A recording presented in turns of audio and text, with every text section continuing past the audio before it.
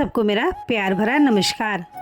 नवरात्रे समाप्त हो गए हैं और कल है विजयादशमी यानी दशहरा।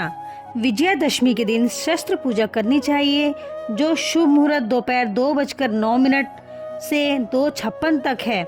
इस दिन बहन भाई के तिलक करती है और भाई उपहार देते हैं। इसके अतिरिक्त शमी के पेड़ की पूजा करना, दान पुण्य करना और अपराजिता देवी की पूजा करना शुभ माना जाता है। विजयादशमी के दिन विजय मुहूर्त में शस्त्रों, औजारों, वाहन और पुस्तकों की पूजा की जाती है। पूजा की विधि में उन्हें साफ करके गंगा जल छिड़क कर, तिलक लगाकर, अक्षत और फूल अर्पित करके पूजा की जाती है। शमी के पेड़ की पूजा करना और घी का दीपक जलाकर उनकी आराधना करना शुभ माना जाता है, जिससे सौभाग्य में वृद्धि होती है। अपराजिता देवी का पूजन भी किया जाता है और कुछ लोग स्नान के पानी में अपराजिता के फूल डालकर स्नान करते हैं। आइए जानते हैं कि कुछ प्रमुख कारण हैं जिनकी वजह से हम दशहरा मनाते हैं, तो वो क्या है। कहते हैं भगवान राम की रावण पर विजय इसी दिन हुई थी। रामायण के अनुसार भगवान राम ने रावण का वध करके बुराई पर अच्छाई की जीत हासिल की थी। इसी जीत की याद में विजयादशमी मनाई जाती है।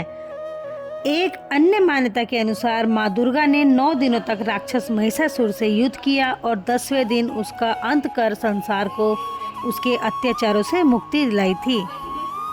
विजयादशमी के दिन कई कथाएं प्रचलित हैं, तो एक और कथा आपको बताती हूँ कि महाभारत के अनुसार इसी दिन पांडवों ने कौरवों को हराकर अपनी जीत दर्ज की थी, जो कि शमी वृक्ष पर हथियार लटकाने के बाद अर्जुन की विजय का प्रतीक था। शमी की पूजा के पीछे भी एक और कहानी है। विजयादशमी पर शमी वृक्ष की पूजा करने की परंपरा है, जिसके पीछे एक राजा और ब्राह्मण की कथा जुड़ी है, जहां शमी वृक्ष के पत्तों को सोना माना जाता था। संक्षेप में विजयादशमी बुराई पर अच्छाई की विजय और धार्मिकता की विजय का प्रतीक पर्व है, जिसे पूरे भारत में बड़े उत्साह के साथ मनाया जाता है। दशहरे का पर्व हमें सिखाता है कि चाहे बुराई कितनी भी शक्तिशाली क्यों न हो, अंततः अच्छाई की ही जीत होती है। यह साहस, सत्य और धैर्य का संदेश देता है। रावण का वध करके राम ने पृथ्वी पर शांति और न्याय स्थापित किया।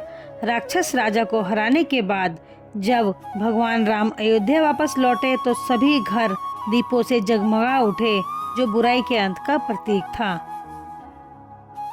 रावण, कुंभकर्ण और मेघनाथ के पुतलों के दहन के माध्यम से लोग अपने भीतर की बुराइयों, नकारात्मक विचारों और अहंकार को नष्ट करने का संकल्प लेते हैं।